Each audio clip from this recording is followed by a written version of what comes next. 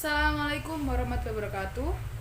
Halo semuanya, nama saya Aldea Asfa Azara dari Prodi Manajemen Dakwah NIM 040204222017. Di sini saya akan mempresentasikan tentang mitra dakwah.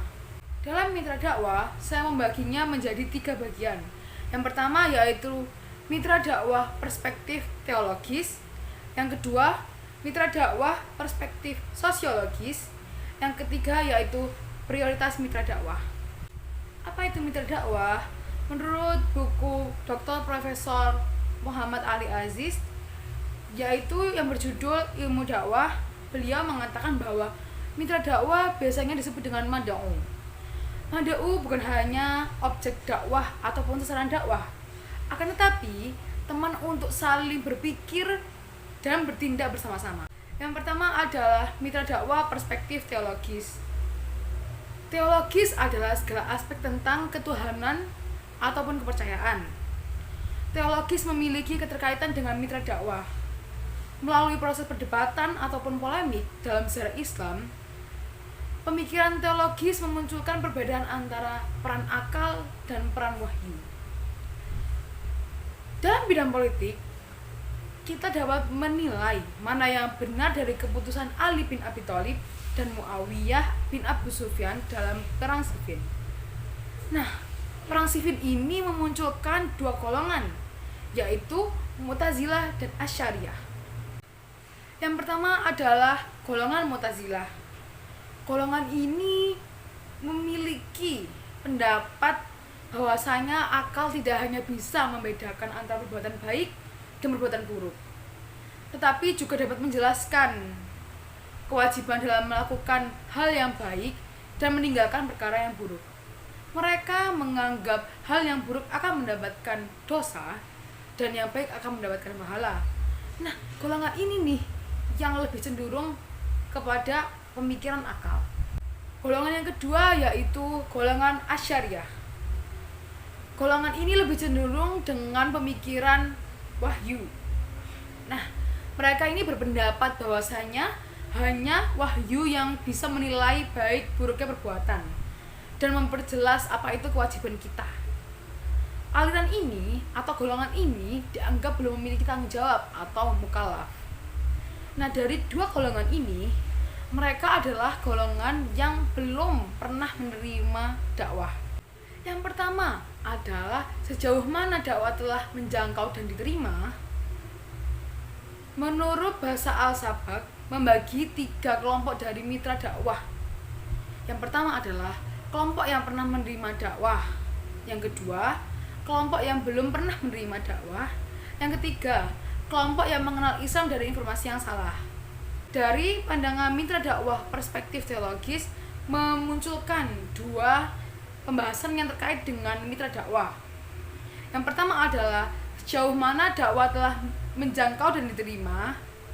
Yang kedua adalah bagaimana klasifikasi keimanan mereka setelah diterima dakwah. Yang pertama yaitu kelompok yang pernah menerima dakwah. Dalam kelompok ini dibagi lagi menjadi 3 bagian. Yang pertama adalah menerima dakwah dengan sepenuh hati atau yang bisa disebut dengan orang mukmin. Yang kedua yaitu mendapatkan dakwah tetapi menolak dakwah atau yang bisa disebut dengan kafir.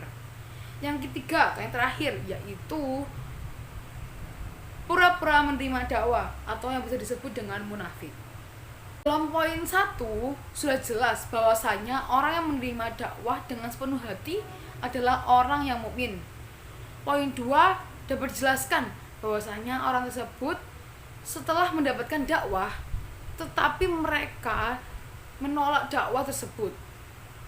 Dari poin ketiga dapat menjelaskan bahwa mereka telah menerima dakwah tetapi seolah-olah tidak menerima dakwah atau orang munafik. Kelompok yang kedua yaitu kelompok yang belum pernah menerima dakwah. Kelompok ini dibagi menjadi 2. Yang pertama, orang-orang sebelum diutusnya Nabi Muhammad SAW. Yang kedua yaitu orang-orang yang setelah diutusnya Nabi Muhammad SAW.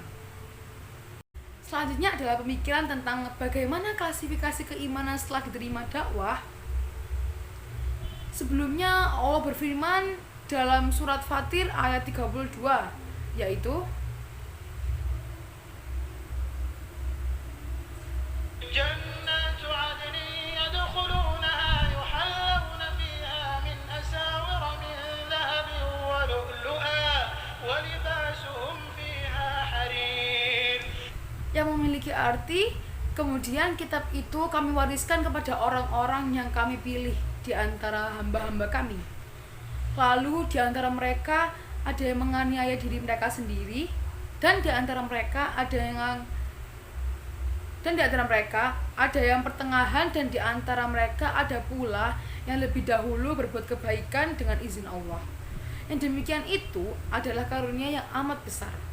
Kita ketahui bahwasanya dakwah itu bukan diperuntukkan hanya orang muslim saja, akan tetapi untuk semua umat yang lainnya bisa melakukan dakwah. Dalam hal tersebut memunculkan yang dinamakan mitra dakwah non-muslim. Mitra dakwah non-muslim atau kafir memiliki berbagai macam, yaitu yang pertama adalah fasik.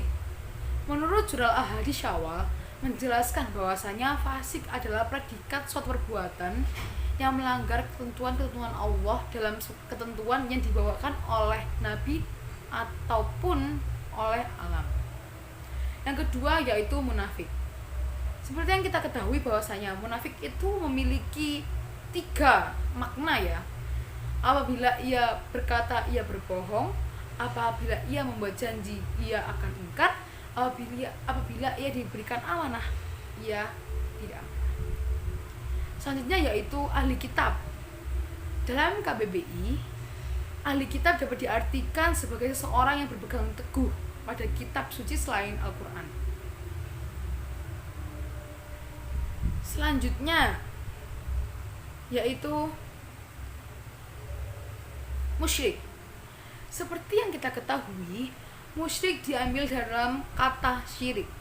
Syirik adalah menyekutukan Allah, sedangkan musyrik adalah perilaku atau pelaku yang menyekutukan Allah. Lanjut nih ke dalam bagian mitra dakwah perspektif sosiologis.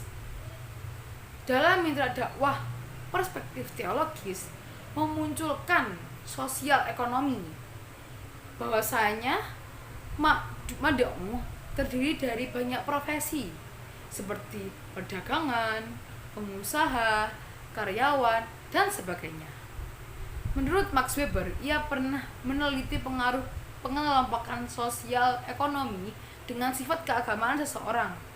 Dalam golongan yang dimaksud Max Weber dibagi menjadi 4 profesi, yaitu golongan petani, golongan pengrajin dan pedagang kecil, golongan kaum buruh, dan yang terakhir adalah golongan elit dan hartawan. Selanjutnya kita beralih atau move on dengan sudut pandang sosio-antropologis. Mad'u dapat dibedakan dari status sosial, bentuk kelompok, dan sistem budaya. Menurut Kiai Haji Bisri Mustafa, beliau membuat 7 macam manusia dengan status yang terkait dengan dakwah. Yang pertama adalah masyarakat awam, yang kedua adalah masyarakat pelajar dan mahasiswa, yang ketiga adalah pejabat pemerintah, yang keempat adalah golongan non-muslim, yang kelima adalah pemimpin golongan atau ketua suku, yang keenam adalah kelompok hartawan, yang ketujuh yang terakhir yaitu para ulama dan cendekiawan. Kita lanjut lagi nih dari sudut pandang sosio-psikologis. Mitra dakwah dapat dilihat dari jenis kelamin, usia, tingkat kecerdasan, tingkat pendidikan, pemikiran keagamaan, pengalaman keagamaan, sikap keagamaan, kepribadian, dan motivasi. Setiap orang pasti memiliki sifat yang berbeda-beda. Dalam jenis kelamin, sifat laki dan sifat perempuan itu berbeda. Seperti contohnya, dalam laki-laki atau pria memiliki sifat agresif, sedangkan perempuan lebih condong kepada sifat yang lemah lembut.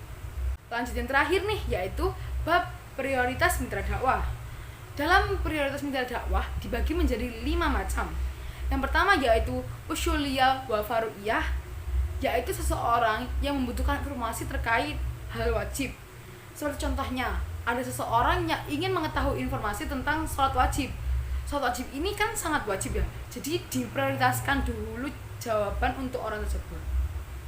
Yang kedua yaitu al-mamat wa al-hayat, yaitu orang yang diduga ajalnya dekat. Yang ketiga yaitu al-amir wa al-wazir, yaitu orang yang memiliki kedudukan tinggi atau pemimpin. Kita ketahui pemimpin ini yang telah mengatur semuanya, jadi kita harus memprioritaskan dakwah dulu kepada pemimpin agar nanti kita masyarakatnya tertata dan mendapatkan informasi juga dengan rata. Selanjutnya yaitu mukallaf wa ghairu mukallaf, yaitu orang dewasa yang terbebani kewajiban. Yang terakhir nih yaitu mu'allaf wa ghairu mu'allaf, yaitu orang yang baru memasuk Islam. Dalam presentasi kali ini dapat disimpulkan bahwasanya dengan munculnya polemik tentang sejarah, pemikiran masyarakat berkembang dan memiliki pemikiran yang berbeda-beda. Kita tidak dapat menyalahkan sebelah pihak, tetapi kita harus saling menghargai satu sama lain. Hal yang penting dari mitra dakwah adalah golongan yang diprioritaskan dalam menerima dakwah, seperti usuliyah wa far'iyah, al-mamat wa al-hayat, al-amir wa al-wazir, dan lain-lain. Sekian presentasi dari saya. Mohon maaf bila banyak kesalahan dan kata yang kurang berkenan. Terima kasih atas perhatiannya. Wassalamualaikum warahmatullahi wabarakatuh. Sampai jumpa.